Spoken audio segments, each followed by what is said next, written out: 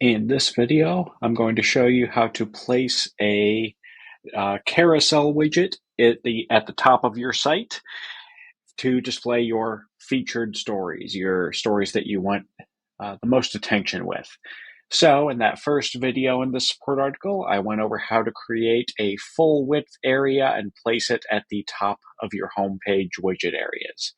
Once you've done that, you want to go under the SNO dashboard dropdown and navigate to the widget control panel. And we now have that full width area, or that wide area, that's at the top of my site. And so in this video, we're going to focus on the carousel widget. That is the first one here in the list of available widgets. To add a widget, it is just a drag and drop process. Again, this video is just going to focus on the carousel. If you'd like to know more about widgets in general, please check out the widget support article. Once I drop that carousel widget into my wide area at the top of the site, I can make some adjustments to it. My first thing I want to do is select the category I want to display. If I want this featured area at the top of my page to just display the most recent stories, that is available at the very top of this list. If you want a little more control over that featured area, we recommend setting up a showcase category and then selecting this carousel widget to display stories from that category. Then you select the number of stories that you want to display in the carousel. You can display as little as just one story, and then you're not going to get any type of rotation, and all the way up to 25 stories. We find it's best to kind of be somewhere in the 5 to 10 range. So I'm going to go ahead and select 5 here today. Then you've got some settings here you can adjust: headline size, whether you want to show some of these additional elements here.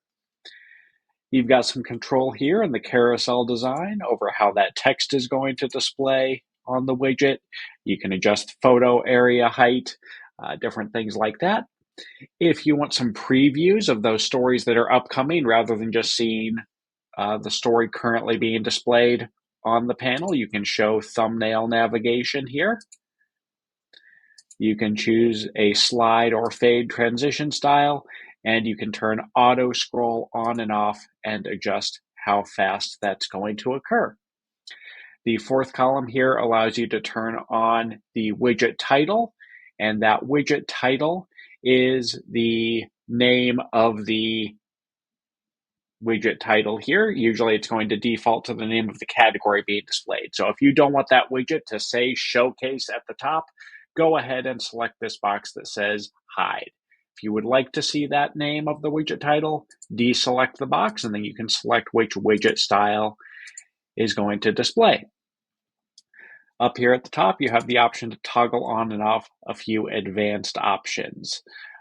So there are a few additional things. You can extend the carousel to the full browser width, and that will extend it the full width of the browser window beyond the rest of the content on the site.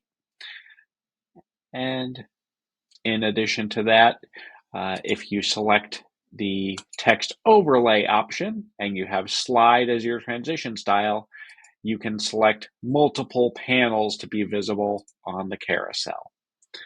So that's how we set up the carousel. I'll just set up 3 visible panels and extend it the full browser width so you can see what that looks like.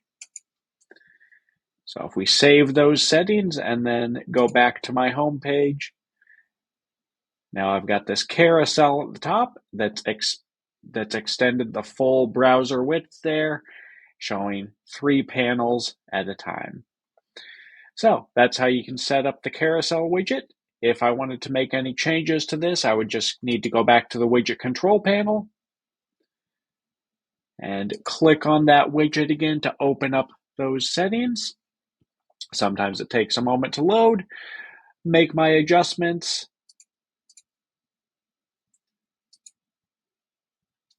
and then if I go back to my home page, I can see what that widget looks like with those adjustments. So that's the carousel widget, and it's one way people choose to display the showcase or featured area here at the top of their page.